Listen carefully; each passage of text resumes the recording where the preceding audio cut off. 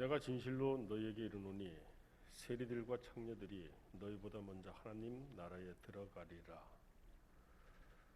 예수님이 하신 말씀입니다. 참 충격적인 말씀이 아닐 수가 없습니다. 지금 이 말씀을 듣고 있는 너희들은 누구인가요? 우리가 23절부터 이 말씀을 시작하고 있는데 보니까 성전에 있던 대제사장들과 백성의 장로들입니다.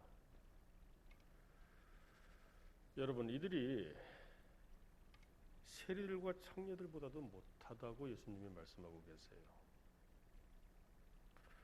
생각해 봅니다.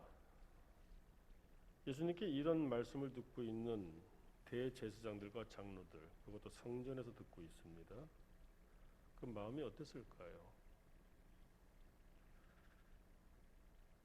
만약에 나에게 내가 장담하건대 세리들과 창녀들이 당신보다 먼저 하나님의 나라에 들어갈 것 같습니다, 이렇게 얘기를 한다면 기분이 어떠시겠어요?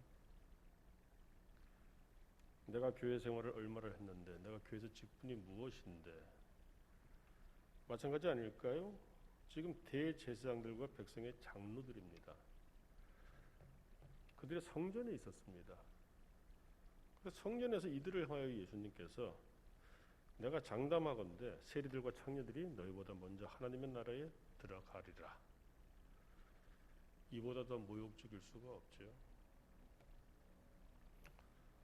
여러분, 이 말을 듣고 있던 대제사장들과 백성의 장로들, 그 감정이 어땠을까? 이것을 먼저 우리가 생각해 볼 수 있어야 됩니다. 자, 이 말씀을 들었습니다. 그럼 그들은 뭘 해야 될까요? 예수님 앞에서 어떻게 해야 될까요? 또 그것도 한번 생각해 봐야 되겠죠. 예수님께서는 왜 이렇게 극단적인 말씀을 하고 계실까요? 도대체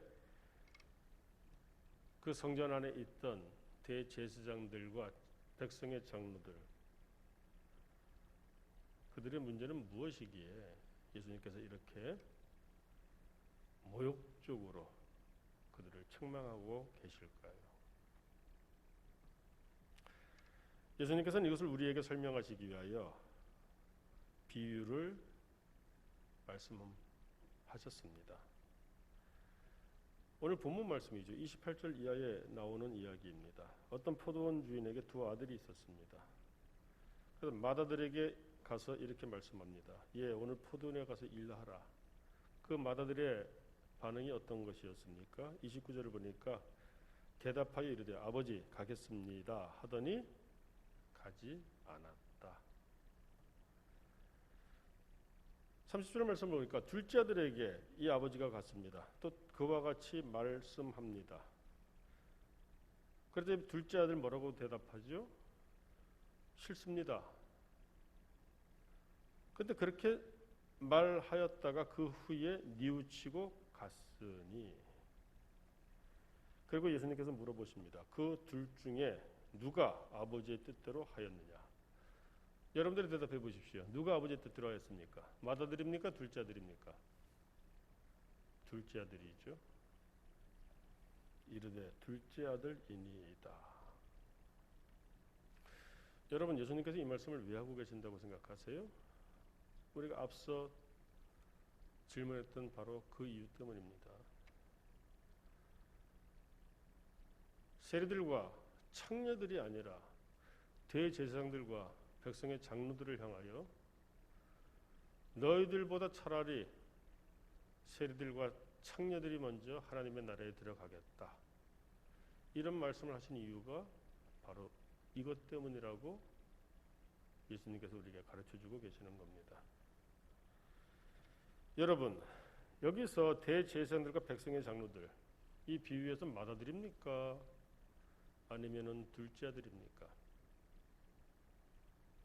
맏아들이죠. 맏아들의 문제는 뭡니까? 맏아들의 문제 알 것 같은데 좀 구체화해서 한번 생각해 보세요. 그 문제는 무엇이죠? 여러분, 한번 생각해 보세요. 이런 말을 사람들이 할 때가 있습니다. 그 학생은 공부만 잘해. 자, 어떻습니까? 어떨 때 이런 말을 하나요? 그 느낌이 어떻습니까? 반면에 그 학생은 공부도 잘해. 자, 어떻습니까? 어떨 때 이렇게 말을 하나요? 야, 공부만 잘해. 걔는 공부만 잘해. 걔는 공부도 잘해. 딱 한 글자 차이인데 그 말을 할 때 어떤 마음으로 그렇게 표현을 하죠? 그럼 한 가지만 묻겠습니다. 그 사람 신앙은 좋아? 자, 어떨 때 이런 얘기를 하나요? 더 나아가서 그 사람 신앙만 좋아?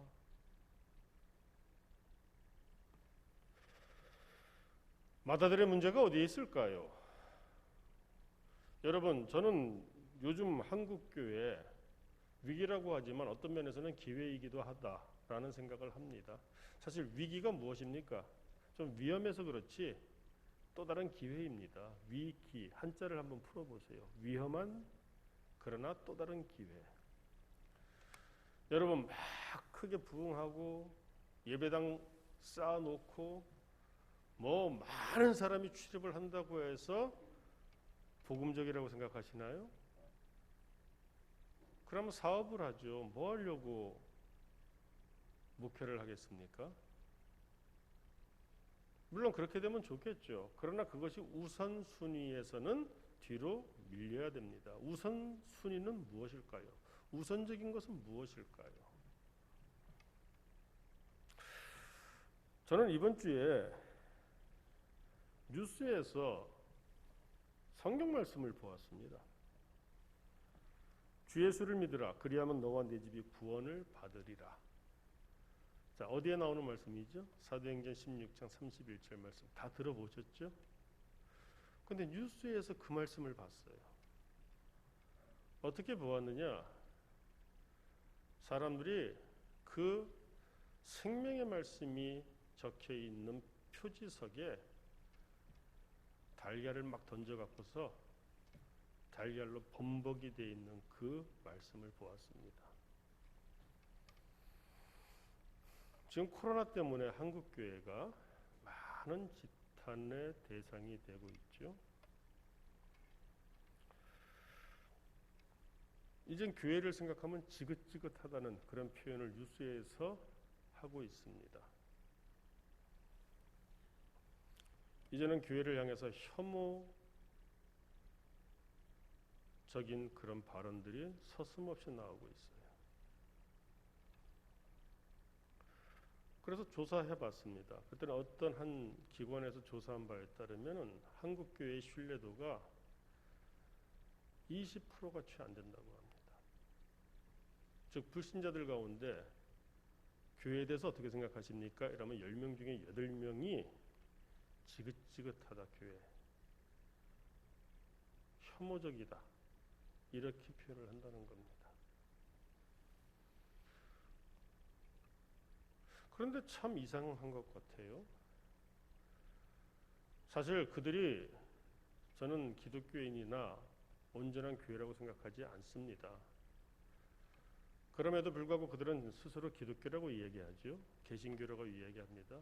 그런데 그들은 공통점이 있어요. 그들이 누구일까요? 이번 주에는 IM 선교회라고 합니다. 그들이 과연 선교단체일까요? 또 열심을 냅니다. 그 앞서서는 또 열방센터라고 했습니다. 그들도 선교에 치중하는 사람들이 아주 적극적으로, 그래서 이스라엘까지 예수님을 믿게 하면 예수님이 재림하신다. 뭐 이런 모토를 가지고 하는 사람들인데 거의 이단화된 그런 사람들입니다. 그런데 아무튼 사람들은 모르죠. 불신자들은 모르죠. 막 그렇게 열심히 합니다. 근데 그들의 공통점이 있어요. 그래서 복음을 전하겠다는 겁니다. 근데 그들의 그 열심을 통해서 지금 우리가 바라보고 있고 우리가 겪고 있는 실체는 무엇인가요? 이제는 10명 중에 8명이 교회가 지긋지긋하다, 아주 혐오감을 준다, 이렇게 얘기한다는 거예요. 열심히 다가 아니죠. 우리는 이 코로나19를 맞아서 이 시점에 꼭 돌아봐야 되는데, 오늘 우리가 받은 마태복음 21장 이 순서 아닙니까? 이 말씀을 볼 때 거기에 해답이 있다는 것을 깨닫게 되었습니다. 자, 예수님이 비유로 말씀하셨습니다. 거기에 나오는 마다들의 가장 큰 문제는 무엇입니까? 이 마다들은 말만 하는 아들입니다. 말도 잘하는 아들이 아니라 말만 잘하는 아들이라는 거예요. 야, 그 학생은 공부도 잘해 할 때는 무슨 말을 합니까? 아, 그 학생은 공부도 잘하고 운동도 잘하고 성품도 좋고 어른도 공경하고 친구 관계도 좋고 이럴 때 공부도 잘해 이렇게 이야기하죠. 그런데 공부도 잘해. 그런데 똑같은 학생에게 그 학생은 공부만 잘해 하게 되면 그 말에 무엇이 있습니까? 그래, 공부는 잘해. 그런데 인간성도 엉망이고 대인관계도 엉망이고 선생님 대하는 것도 엉망이고 친구들 관계도 엉망이고 그냥 엉망이야. 이렇게 말할 때 공부만 잘해 이렇게 얘기하죠. 이것은 저뿐만 아니라 우리 모두가 아마 들어봤을 거예요. 겪어봤을 거예요. 불신자들이, 이거는 요즘 들어서 들은 얘기가 아닙니다. 불신자들이 교회 다니는 사람들을 향해서 표현할 때 뭐라고 말합니까? 특히 시장 같은 데 가면은 그런 말씀들을 장사하시는 분들이 하시더라고요. 교인들 말은 잘해 얘기합니다. 말은 잘해. 여러분, 우리는 이 말을 오늘 우리가 생각을 해보아야 되는 거예요. 참 이상하지 않습니까? 보니까 이번 주에도 한양대학병원에서 수십 명의 확진자가 나왔습니다. 보니까 요양원에서도 확진자가 다량으로 나올 때가 있고 학교에서도 확진자들이 다량으로 나올 때가 있어요. 심지어 이태원 클럽, 술집 같은 데서도 확진자들이 다량으로 나온 적이 있죠. 그런데 그럼에도 불구하고 그들을 향해서는 교회에서 확진자들이 나왔을 때처럼 그렇게 반응을 하지 않는다는 겁니다. 그렇지 않나요? 뭐 책망의 소리가 있고 질책의 소리가 있긴 합니다만은 유독 교회에서 확진자가 나왔다 그러면은 온 세상이 손가락질을 하면서 지금 막 목소리를 높이고 지탄의 대상이 되고 있어요. 그 이유가 뭐라고 생각하십니까? 여러분, 대제사장들과 백성의 장로들, 이들의 문제가 무엇일까요? 마다들의 문제입니다. 예수님이 왜 이들을 향하여 이렇게 치욕적이고 모욕적인 책망을 하고 계실까요? 성전에서 대제사장들과 장로들이 앉아 있습니다. 그런데 그 앞에서 예수님이 33살 먹은 청년 예수가 내가 진실로 너희에게 이르노니 세리들과 창녀들이 너희보다 먼저 하나님의 나라에 들어가리라. 이 말을 들었을 때 사람들은 어떤 반응, 어떤 느낌을 가졌을까요? 아마 쫓아내려고 하지 않았을까요? 여러분, 지금이 어느 때입니까? 마태복음 21장이 지금이 예수님 십자가에 못 박혀 돌아가시는 바로 그 주간의 화요일입니다. 내일 모레 예수님은 붙잡혀 가세요. 밤에. 왜 붙잡아 갔을까요? 이렇게 말씀하시니까 붙잡아 간 겁니다. 그리고 바로 금요일 날 어떻게 하죠? 십자가에 매달아서 죽여버리죠. 바로 그 주간이에요. 지금 이 마태복음 21장 이 말씀은 예수님이 십자가에 달려 죽임을 당하던 그 주간 화요일 날 있었던 일입니다. 우리에게 시사하는 바가 매우 크다고 봅니다. 사실 코로나19로 말미암아 교회에서 모이기도 힘듭니다. 어쩌다가 이렇게 모이게 되면 10% 모이고 20% 모이고 그렇게 모이라고 해도 이젠 제대로 모이지도 않아요. 그러다 보니까 우리가 어떤 영리적인 어떤 면에서 그런 관점에서 생각해 본다면 이렇게 모였을 때 좋은 말씀을 해야 되겠죠. 그런데 우리가 참된 그리스도인이라면 이와 같은 위기의 때가 왜 왔는지 그리고 우리에게 주는 의미가 무엇인지에 대해서 어린아이와 같은 신앙인이 아니고 내가 직분이 중직이고 내가 정말로 하나님의 나라를 사모하고 하나님의 은혜를 힘입은 책임 있는 성도라면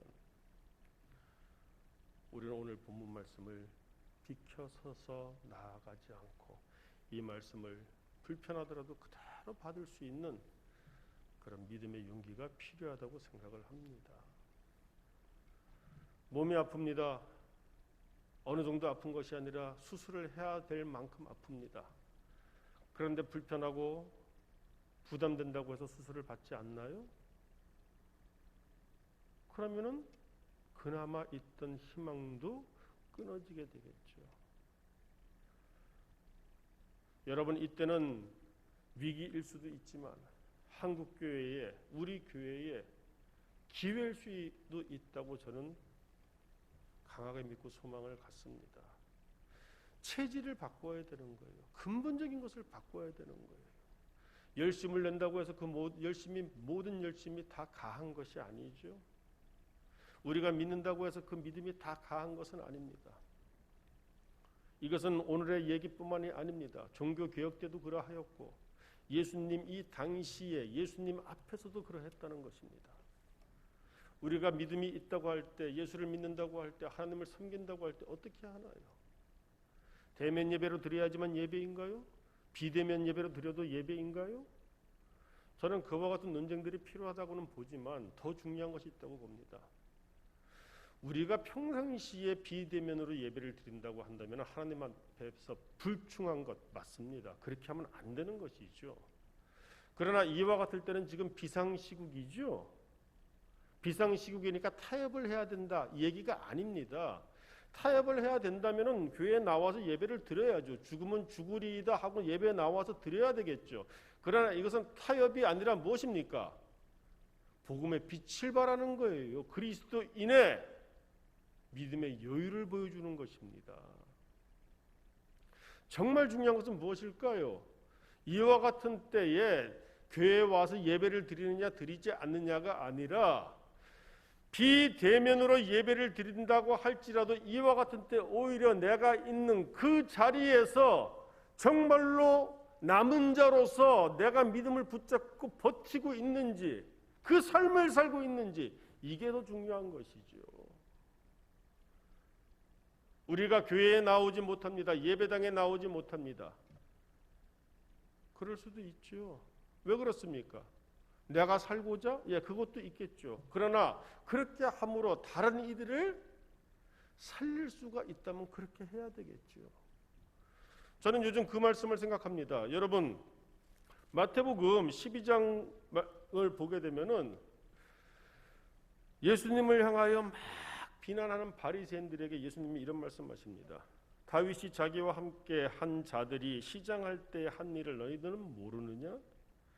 다윗이 하나님의 전에 들어가서 제사장 외에는 자기나 그 함께한 자들이 먹어서는 안 되는 진설병을 먹지 아니하였느냐? 기억나시죠? 진설병이 무엇입니까? 성전에 하나님 앞에 드리는 그 떡이에요. 12개의 떡. 그것을 매일매일 바꿉니다. 따뜻하게. 근데 그 물려져 나오는 떡은 제사장들만 먹게 돼 있는 것이에요. 그런데 다윗과 함께한 자들이 사울의 핍박을 피해서 도망가고 있었습니다. 막 굶주려서 탈진해 있었어요. 그때 제사장이 그것을 너희가 정결하다면 먹으라. 다윗과 그 함께했던 사람들이 그냥 우리들이라고 생각하면 그걸 먹었어요. 먹어서는 안 되는 것인데 먹게 했다는 겁니다. 정말 교회에서 중요한 것, 복음의 중요성은 어디에 있습니까? 사람을 살리는 겁니다. 열심을 내고 복음의 이름으로 예수 그리스도의 이름으로 사람을 해하는 것이 아니라 사람을 살리는 것이에요. 하나님께서 독생자를 이 땅에 보내신 이유는 생명을 구원하시기 위해서 오신 것이지 생명을 멸하시기 위해서 오신 것이 아니지 않습니까? 말만 많은 사람들, 말만 잘하는 사람들, 그걸 외식이라고 해요. 이런 사람들은 보이는 것이 굉장히 중요합니다. 그런데 실상은 뭡니까? 회칠한 무덤과 같다. 보이는 것이 중요하니까 페인트 칠을 열심히 하죠. 그러나 그 안은 결국 썩는 시체가 놓여져 있는 무덤이라는 겁니다. 우리는 성경 말씀을 대할 때 거룩한 마음을 준비하고 대하기 때문에 거의 부정적이지가 않습니다. 불편하지가 않습니다. 특히 예수님이 하신 말씀에 대해서는 당연히 그냥 받아들이죠. 그러나 그 당시에 예수님을 대하던 사람들은 예수님을 메시아로 대하지 않고 있었지 않습니까? 예수님이 그런 말씀을 하실 때 듣고 있었던 사람들의 그 빈정이 얼마나 상했을까요? 감정이 얼마나 상했을까요? 특히 오늘은 성전에서 이런 예배당 정도가 아닙니다. 오직 세상에 단 하나뿐인 하나님을 섬기는 그 의리하고 준비된 그 큰 성전에서 거기서 항상 제사를 집례하고 거기서 율법을 설파하고 하던 그런 대제사장들과 백성들이 뽑아서 대표라고 뽑아놓은 그런 어른들 장로들에게 너희보다 차라리 창녀들이 낫다, 이 얘기를 젊은 예수님이 하고 계신다. 한번 생각해 보십시오. 여러분들이 만약에 대제사장 혹은 장로들 가운데 한 명이라면 마음이 어떻겠어요? 이게 바로 예수 믿음의 가장 중요한 도전인 것입니다. 이게 왜 이렇게 중요할까요? 이래서 고쳐나갈 때 그때서 하나님의 나라가 시작하기 때문에 그렇습니다. 아무리 좋은 곳으로 덮고 포장을 하더라도 본질적인 것, 몸에 병이 들었습니다. 정말로 치명적이고 악성적인 병이 들었어요. 그것을 감추려고 머리도 예쁘게 하고 화장도 예쁘게 하고 옷도 좋은 것을 입고 샤워도 하고 겉으로는 제 아무리 좋게 보인다고 할지라도 어떻습니까? 그 사람은 이미 생명의 소망이 끊어지는 것이죠. 반면에 병원에 입원을 합니다. 수술을 받습니다. 추리하다고 하죠. 그 환자복을 입어요. 병원에 있으니까 제대로 샤워도 못합니다. 씻지도 못합니다. 병원에서 무슨 입원 환자가 화장을 하겠어요. 그럼에도 불구하고 그렇게 남루해 보이지만 그 사람에게는 생명의 가능성이 있죠. 우리 한국교회는, 우리 한국에서 교회를 다니며 예수를 믿는 우리들은 지금 무엇을 택해야 될까요? 위기입니다. 어렵습니다. 예, 위기예요. 어려워요. 하지만 우리는 낙담할 것은 아니라고 생각합니다. 오히려 지금이 위험하긴 하지만, 위험하죠. 예배 나오라 그래도 보십시오. 젊은 사람들 별로 안 나와요. 이제는. 물론 아이들이 있으니까 주일 예배가 지금 주일학교가 지금 온라인으로 하고 있으니까 나올 수가 없어서 그런 것도 있겠지만 점점 이 세태가 반복음적으로 변하고 있습니다. 위험하죠. 그러나 위험함에도 불구하고 우리는 지금이 기회라고 생각을 할 수 있는 믿음의 자세가 필요합니다.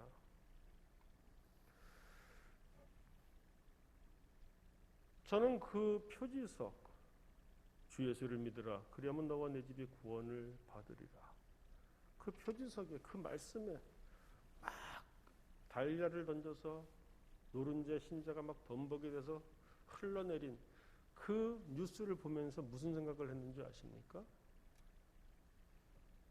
여러분, 예수님께서 마태복음 5장 13절에서 어떤 말씀을 주셨어요? 너희는 세상의 소금이니 소금이 맛을 잃으면 무엇으로 짜게 하리요? 후에는 아무 쓸데없어 다만 밖에 버려져 사람에게 어떻게 된다? 밟힐 뿐이니라. 우리가 이와 같은 것들을 오늘 예수님의 말씀을 통해서 생각해 볼 수 있어야 할 것입니다. 정말 중요한 것은 무엇입니까? 말도 잘해. 야, 교회 다니는 사람들은 말도 잘해. 이런 말을 들어야죠. 말도 잘해. 거기는 무엇이 담겨 있습니까? 말만 잘하는 것이 아니라 말하는 것처럼 한다. 그거 아닐까요? 그 학생은 공부도 잘해. 그 사람은 신앙도 좋아. 신앙은 좋은데 신앙만 좋다.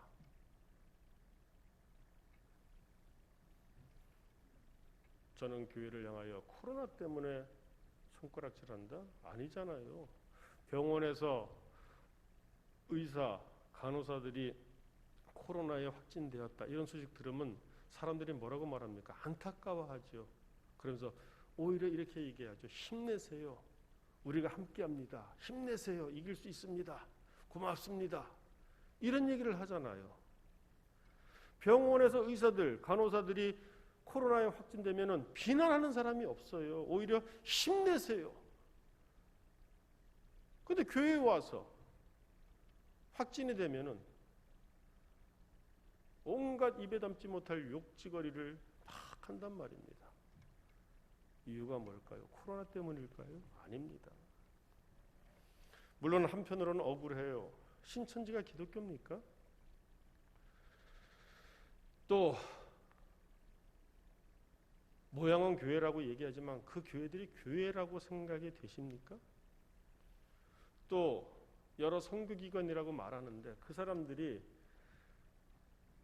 여러분들은 전문가가 아니니까 모르시겠지만 제가 볼 때는 다 정상적이지가 않은 집단이에요. 그래서 억울해요. 설명해주고 싶어요. 기자들에게도 설명해주고 싶고 사람들에게도 설명을 해주고 싶어요. 그런데 이미 그 선은 넘어선 것 같아요.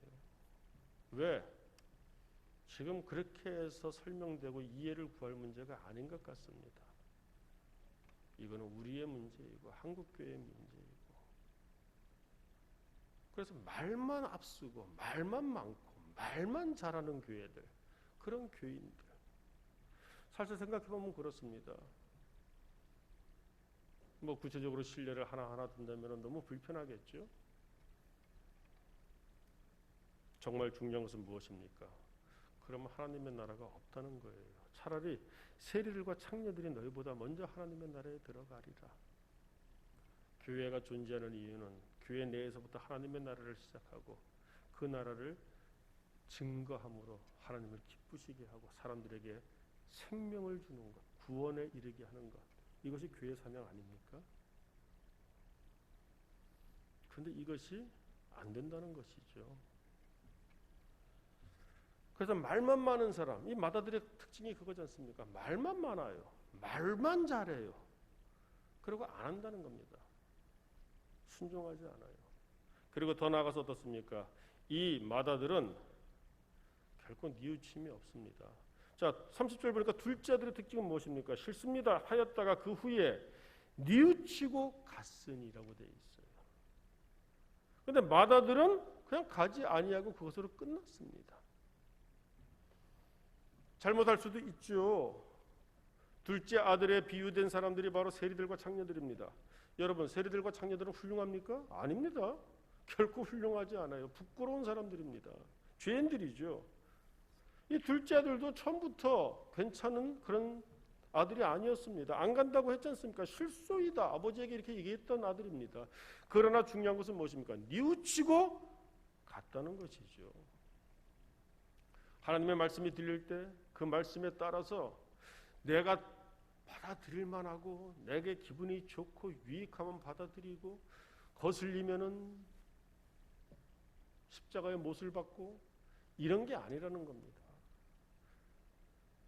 하나님의 나라를 시작하길 원한다면 주의 말씀이 들렸을 때 어떻게 해야 되나요? 내가 지금은 비록 세리와 창녀처럼 시작을 하였다 할지라도 그러나 어떻게 해야 되죠? 뉘우치고 회개하는 겁니다. 그래서 32절 말씀 보세요. 요한이 이렇게 나오죠. 이 요한이 어떤 요한일까요? 예수님의 제자 요한이 아니지 않습니까? 세례 요한입니다. 요한이 의의 도로 너희에게 왔거늘. 의의 도가 뭡니까?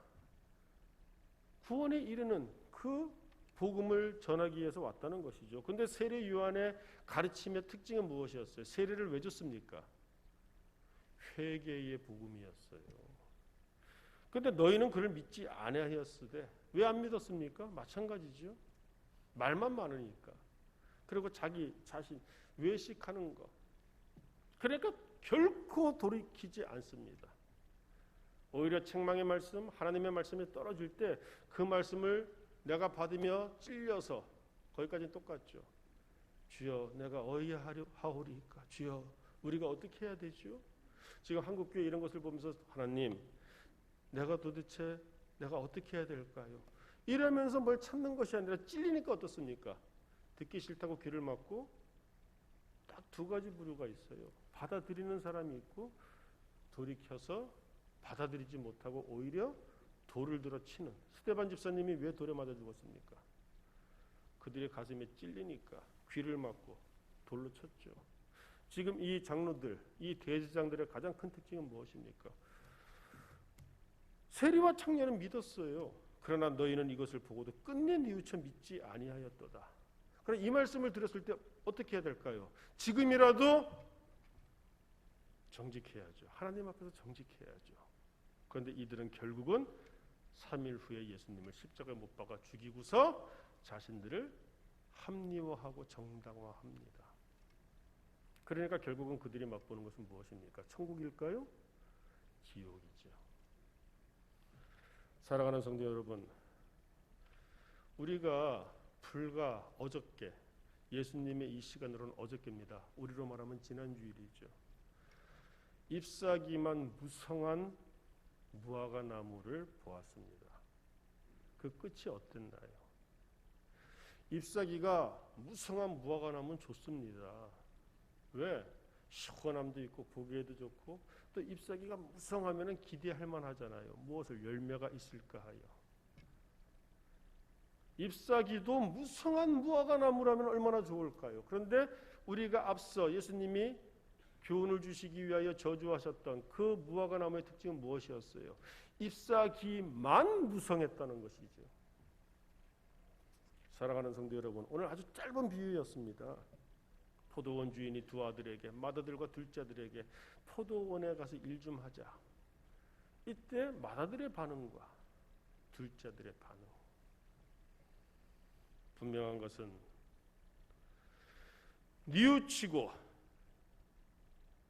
말이 아니라 삶으로 말씀에 순종할 때 거기서부터 달라지기 시작하는, 지옥이 천국으로 바뀌는, 세속적인 나라가 하나님의 나라로 바뀌는 그 역사를 맛볼 수 있다는 것을 지금 예수님은 우리에게 가르쳐주고 계시는 겁니다. 대제사장들과 백성의 장로들, 결국은 그들의 상한 감정을 추스르지도 못하고 그것을 막 감추지도 못하죠. 그래서 모여서 이제 작당을 합니다. 결국 며칠 후에 예수님을 십자가에 못 박아 죽였어요. 그 결과가 어떻게 됩니까? 결국 그들은 헤어나올 수 없는 지옥의 삶을 이 땅에서부터 사후에까지 영원토록 지옥을 살게 되겠죠. 결국 세리였던 마태, 창녀였던 막달라 마리아, 보십시오. 예수님 말씀 그대로예요.